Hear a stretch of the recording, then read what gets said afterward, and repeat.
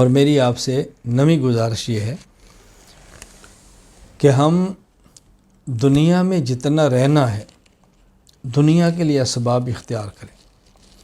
اور موت کے بعد جتنا عرصہ وہاں گزارنا ہے وہاں کے اسباب اختیار کریں۔ بس یہ نقطہ ذہن میں رکھ لیں، ہم نے ایمان اور اعمال صالحہ کے ساتھ موت تک جانا ہے۔ اس کے درمیان کبھی خوشی، کبھی غم، کبھی صحت، کبھی بیماری، کبھی دولت، کبھی غربت،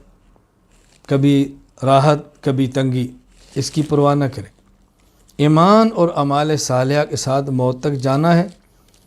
آج اور موت تک کے درمیان جتنے احوال آئیں ہر حالت میں دیکھنا ہے کہ ہمارا اللہ کیا چاہتا ہے، ہمارے پیغمبر کیا چاہتے ہیں صلی اللہ علیہ وسلم، ان کی منشا کیا ہے، اس میں ان کا حکم کیا ہے، وہ کیا چاہتے ہیں۔ بس ہم علماء سے مسئلہ پوچھیں تو یہ نہیں کہ ہماری منشا کے مطابق شریعت کیا چاہتی ہے، خود کو شریعت کے مطابق ڈالنے کی کوشش کریں۔ جب انسان یہ ذہن بنا لے گا کہ میں نے موت تک ایمان اعمال صالحہ کے ساتھ پہنچنا ہے، پھر عقائد کو سیکھے گا، پھر اعمال کو سیکھے گا، عقائد اور اعمال سکھانے والوں کی قدر کرے گا، خود کو ان کی مطاعت کرے گا، ان کے تابع کرے گا، ان کا شکریہ ادا کرے گا، غلط قسم کے بندوں سے بچے گا،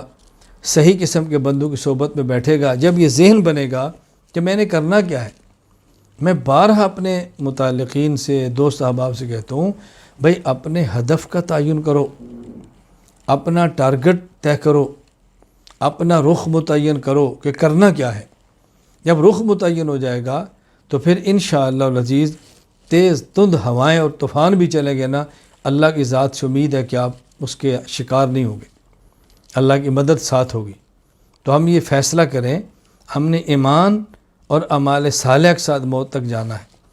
اور اس کا بہترین طریقہ اللہ کا حکم اور رسول اکرم صلی اللہ علیہ وسلم کا مبارک طریقہ ہے۔ بس اللہ کا حکم کیا ہے، ہمارے پیغمبر کا طریقہ کیا ہے، اللہ کا حکم کیا ہے، رسول اللہ صلی اللہ علیہ وسلم کی سنت کیا ہے، اس پر شریعت کیا چاہتی ہے، دین کیا کہتا ہے، ہمارا مذہب کیا کہتا ہے، ان باتوں کو سامنے رکھیں، انشاءاللہ عمل کرنا آسان ہوگا۔